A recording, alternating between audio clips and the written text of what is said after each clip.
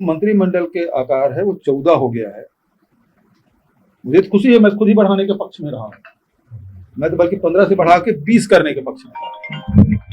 कई जिन राज्यों में जो बड़े राज्य हैं, मान लो उत्तर प्रदेश है, बिहार है, महाराष्ट्र है, कर्नाटक है, इन राज्यों में संख्या भी अधिक है, लेकिन वहां एक अपर हाउस भी है, एमएलसी भी है, तो आकार और बड़ा हो जाता है, तो मंत्रिमंडल लेने में उनको कोई दिक्कत होती नहीं। लेकिन छत्तीसगढ़ से जैसे राज्य में विधान परिषद जहां नहीं है, वहां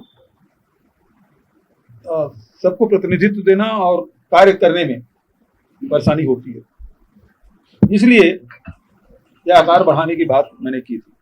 अब सवाल ये उठता है कि अभी 14 मंत्री हो गए, जो 13 थे, ये भारत सरकार से अनुमति कब मिलेगी? यदि मिल गई तो मुझे खुशी होगी, बल्कि मैं तो इस पक्ष में हूं कि 20% होना चाहिए, 15% बढ़ा के।